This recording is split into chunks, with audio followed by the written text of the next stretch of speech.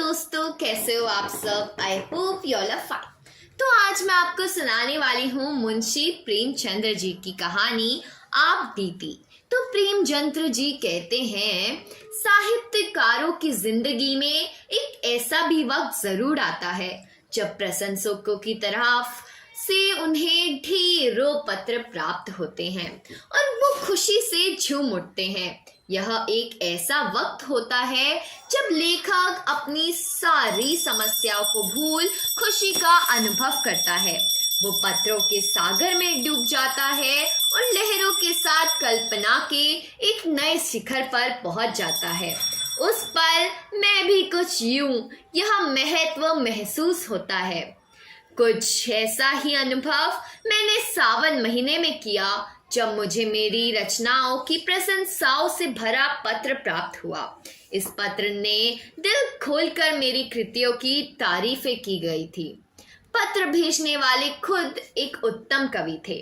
उनकी कविताएं अक्सर पत्रिकाओं में छपती थी। मैं उनका यह पत्र पढ़कर फूला नहीं समा रहा था। मैं खुशी के मारे उसी वक्त उस पत्र का जवाब लिखने बैठ गया। उस समय मैंने जो कुछ पत्र में लिखा वह तो मुझे याद नहीं।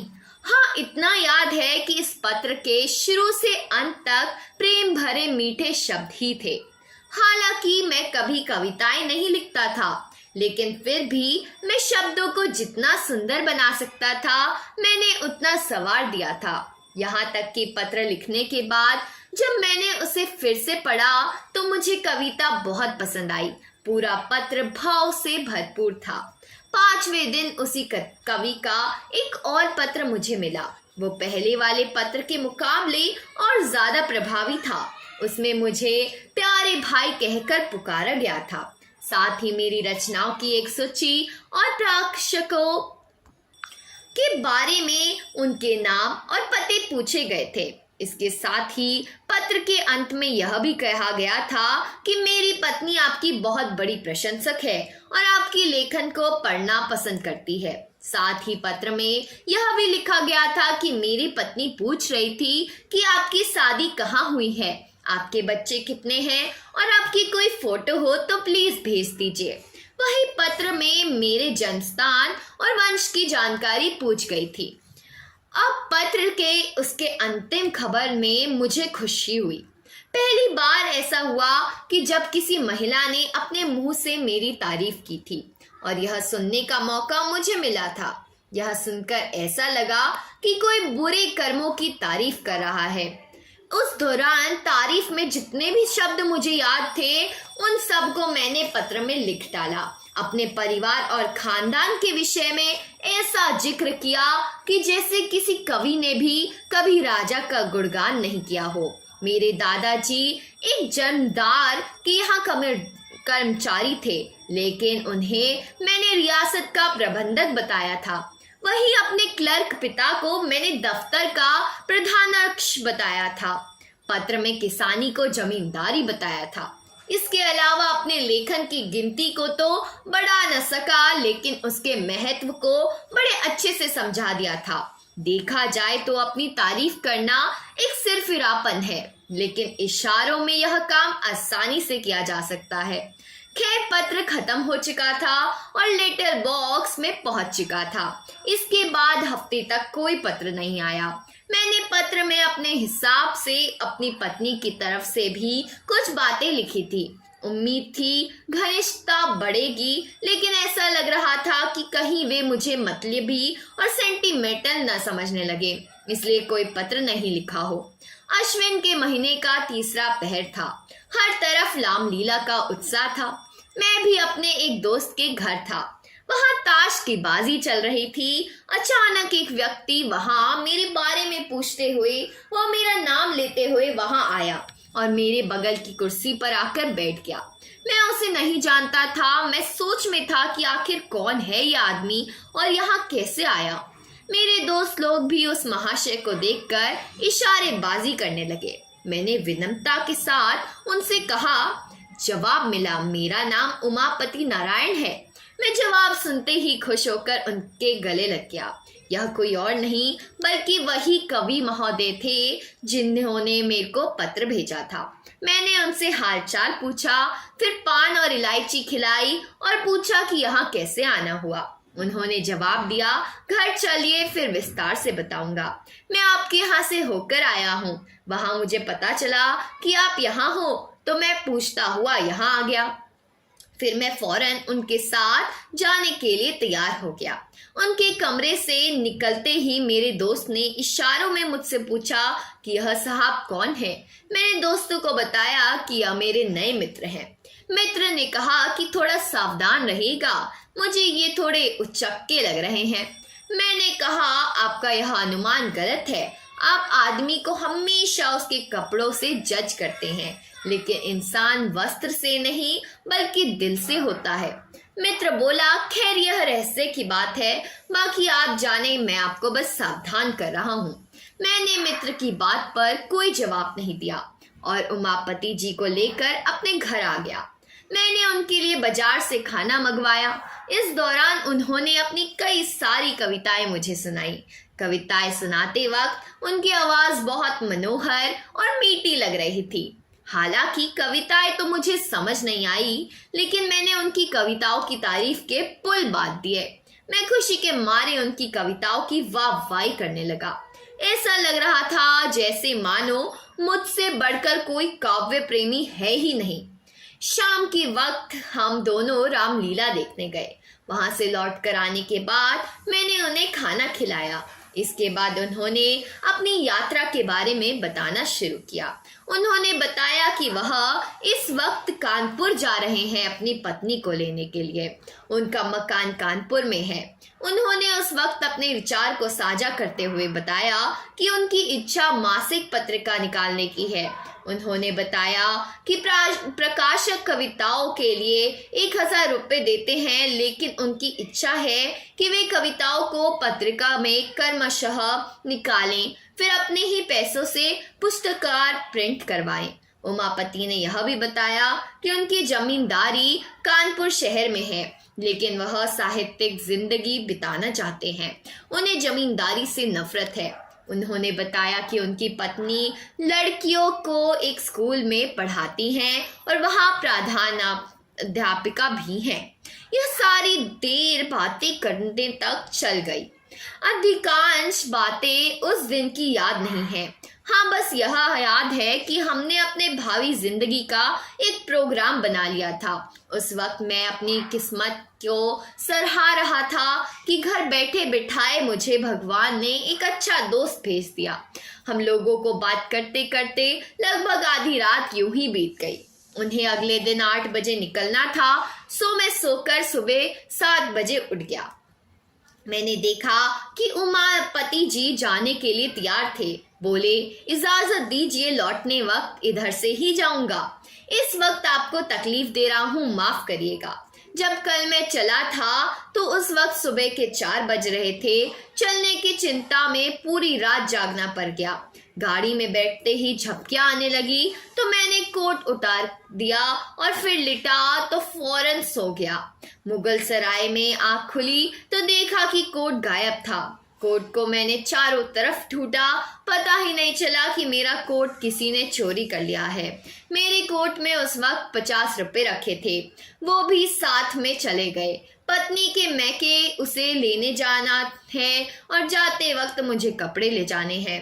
आप मुझे 50 रुपए उधार दे दीजिए। ससुराल से हर वक्त थोड़े बहुत पैसे खर्च होने स्वाभाविक हैं। ऐसे में अगर पैसे ना खर्च करो तो हंसी होगी। मैं जब वापसी में इधर से लौटूंगा तो आपको पैसा देता हुआ जाऊंगा। मैं उनकी बात सुनकर बड़ी दुविधा में था। मुझे पहले भी एक बार धोखा मिला था। फौरन मन में ख्याल आया कि कहीं इस बार भी धोखा न खा जाऊं। फिर तुरंत ही मुझे अपने इस ख्याल पर शर्म आने लगी। मैंने सोचा, इस संसार में हर व्यक्ति एक जैसा नहीं होता। ये बेचारे कितने सज्जन आदमी हैं, इस वक्त मुसीबत में हैं। यह सोचते हुए मैंने अपनी पत्नी को कहा कि अगर तुम्हारे पास कुछ पैसे हैं तो दे दो। पत्नी ने पूछा, क्या करोगे? मैंने कहा, कल जो मेरे मित्र आए हैं किसी ने उनके रुपए सफर में चुरा लिए हैं। उन्हें ससुराल अपनी पत्नी को लेने जाना है, लौटते वक्त वो पैसे दे देंगे।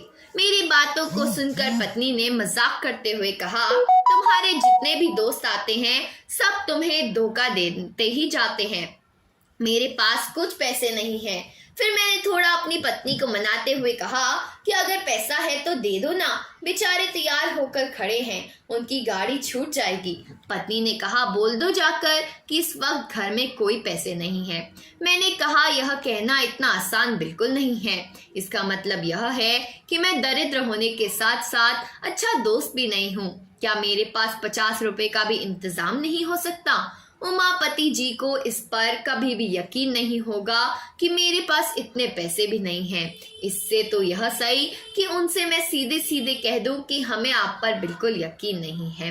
मेरी बातें सुनकर पत्नी ने झुंझलाकर बक्से की चाबी मेरे सामने फेंकते हुए कहा, तुम जितनी आसानी से बहस कर लेते हो, अगर उतनी आसानी से आदमी परखना जानते होते तो अभी तक इंसान बन गए होते। जाओ और दे दो ये रुपए। इन रुपयों को उधार समझकर मत दो, ये समझना कि इन रुपयों को पानी में फेंक दिया। मुझे तो बस आम से मतलब था कि पैर की गिनती से। मैंने रुपए निकालकर उमापति जी को दे दिए। उमापति जी ने पैसे लौटाने का वादा किया और चले गए। उमापति 7वें दिन फिर शाम को घर वापस आए। उनके साथ इस बार उनकी पत्नी व बेटी थी। दही चीनी खिलाकर मेरी पत्नी ने उन लोगों का स्वागत व आदर सत्कार किया, यहाँ तक कि 20 रुपए मुंह दिखाई के दिए। इसके साथ ही उनकी बेटी को भी मेरी पत्नी ने मिठाई खाने के लिए 2 रुपए दिए।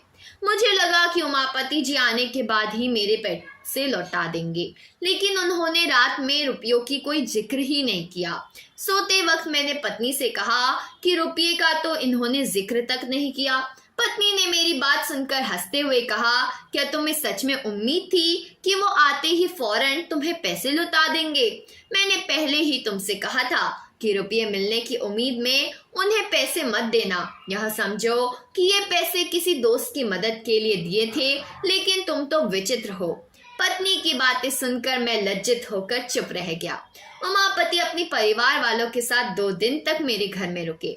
मेरी पत्नी ने उस दौरान उन लोगों का खूब आदर सत्कार किया। मुझे फिर भी संतोष नहीं था, क्योंकि मैं समझता था उन्होंने मेरे साथ धोखा किया था। तीसरे दिन वह सुबह जल्दी अपने घर जाने को तैयार हो गए। मुझे अब उम्मीद थी कि वे मेरे पैसे लौटा देंगे। ऐसा नहीं हुआ। वो अब एक नई राम कहानी सुनाने लगे। उन्होंने बिस्तर बांधते हुए कहा कि मुझे बड़ा ही दुख है कि इस बार मैं आपके पैसे नहीं लौटा पाऊंगा। दरअसल बात यह है कि घर में पिताजी से मुलाकात नहीं हो पाई। वे किसी काम से गांव गए थे।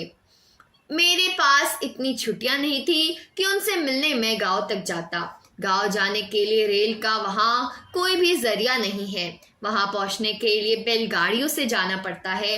इसलिए सिर्फ 1 दिन में घर में रहा और फिर अपने ससुराल को निकल गया। मेरे सारे पैसे ससुराल में ही खर्च हो गए। अब तो मेरे पास ट्रेन के टिकट तक का पैसा नहीं है।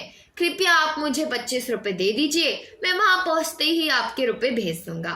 मन तो किया कि फौरन जवाब दे दूं, लेकिन ऐसा मैं कर नहीं पाया। मैंने पत्नी से पैसे मांगकर उनके हाथ में रख दिए। इसके बाद वो चले गए। 1 हफ्ते के बाद फिर उमापति जी ने पत्र भेजा, जिसमें लिखा कि वो काम के सिलसिले से बाहर जा रहे हैं, वापस लौटकर रुपए भेजेंगे। 15 दिनों के बाद मैंने एक पत्र लिखकर उनका हालचाल पूछा, लेकिन मेरे पत्र का कोई जवाब नहीं मिला। मैंने 15 दिनों के बाद फिर से एक पत्र लिखा और इस बार मैंने रुपयों के बारे में पूछा। इसका भी कोई जवाब नहीं मिला।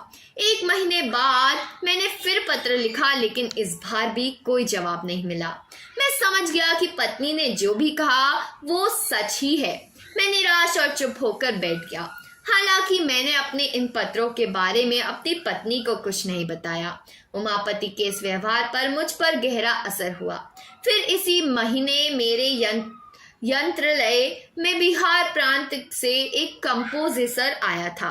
15 रुपए मासिक पर मैंने उसे काम पर रख लिया। वो पहले किसी अंग्रेजी स्कूल में पढ़ा करता था।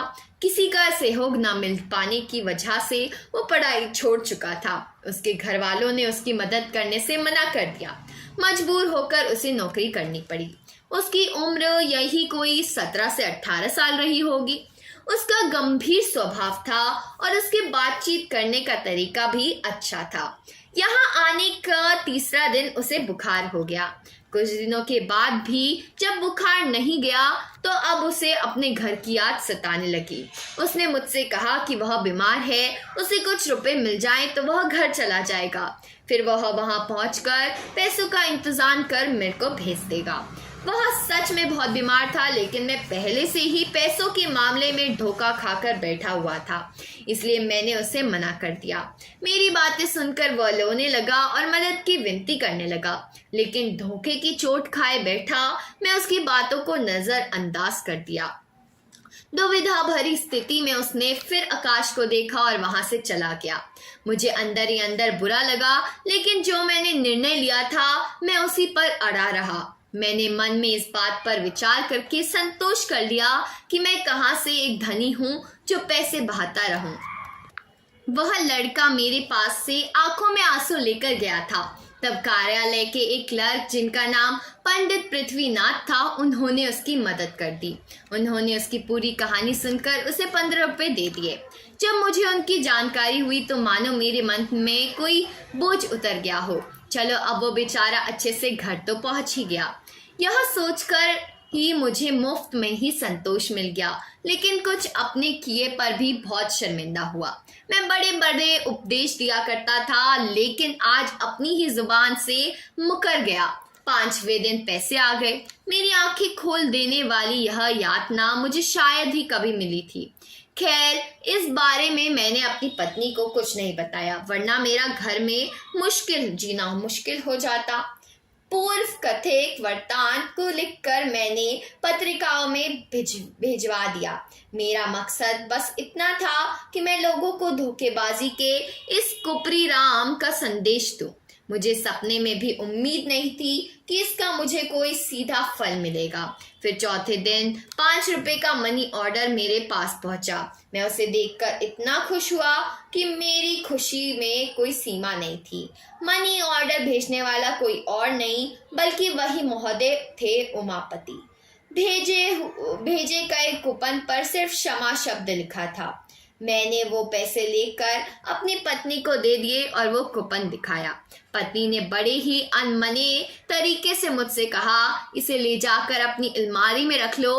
तुम ऐसे लोभी किस्म के इंसान हो, मुझे नहीं मालूम था। कुछ पैसों के लिए इस तरह किसी के पीछे पड़ जाना अच्छी बात नहीं है। जब पढ़ा लिखा और विनयशील इंसान अपने वादे को पूरा न कर सके तो समझना चाहिए वो मजबूर है।